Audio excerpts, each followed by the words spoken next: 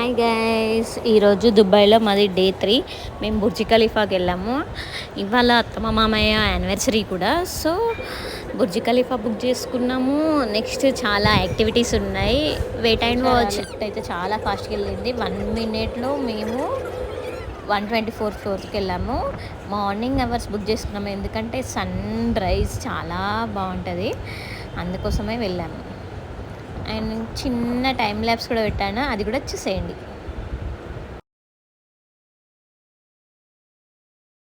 Burj Khalifa మీద చాలా time spend చేసాము.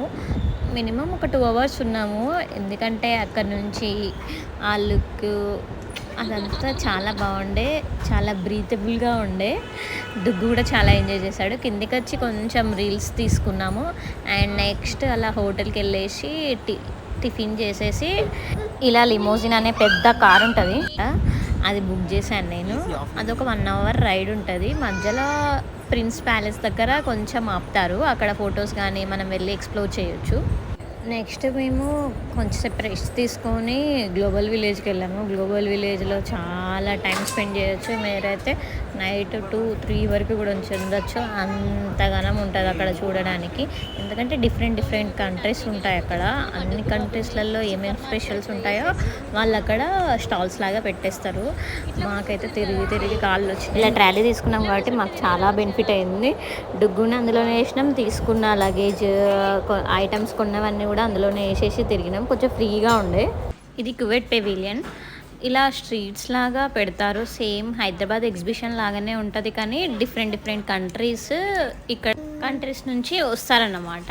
అండ్ ఇక్కడ చైనా పెవిలియన్ ఉంది.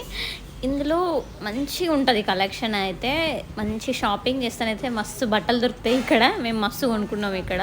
అండ్ వన్ మోర్ థింగ్, ఇది ఓన్లీ 6 months ఉంటుంది ఎగ్జిబిషన్, మిగిలిన 6 months ఆఫ్ ఉంటుంది. అక్టోబర్ టు మే ప్లాన్ చేసుకున్నారంటే ఈ ఎగ్జిబిషన్ కంపల్సరీ ఉంటుంది. పాకిస్తాన్ పెవిలియన్ కూడా వెళ్ళాం, కానీ అంత ఏమనిపించలేదు, అందులో ఏం కొనలేదు అసలు. మేమైతే ఆల్మోస్ట్ అన్ని కంట్రీస్ కవర్ చేసేసాం. నేను మా డొగ్గు బాబుతోటి దేశాలు తిరుగుతుంది. దేశాలు ఖండాలు. కిడ్స్ యాక్టివిటీస్ కూడా ఉండే, చాలా ఉండే అసలు యాక్చువల్గా. అండ్ జాయింట్ వీల్ కూడా ఉండే, కానీ మేమేం ఎక్కలేదు, మాకేమంత ఇంట్రెస్ట్ లేదు. ఇక్కడ టర్కిష్ ఐస్ క్రీమ్ గేమ్ కనిపించింది, సో చిట్టి ఇది ట్రై చేస్తుంది, ఆడుతుంది. ఇది మొత్తము డ్రై ఫ్రూట్స్ ఉంది కదా చిన్ను, నో బట్టలు. ఇదేంటి? ఇలా మా డే మొత్తం స్పెండ్ చేసాము. Wait for day 4. బాయ్.